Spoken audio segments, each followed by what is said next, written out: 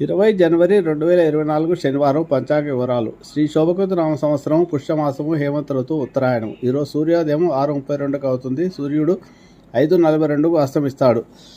సాయంత్రం తిథి ఈరోజు శుక్ల దశమి, రాత్రి 10:15 వరకు. నక్షత్రము కృత్తికా నక్షత్రము. మరుసటి రోజు తెల్లవారుజామున 5:37 వరకు ఉంటుంది.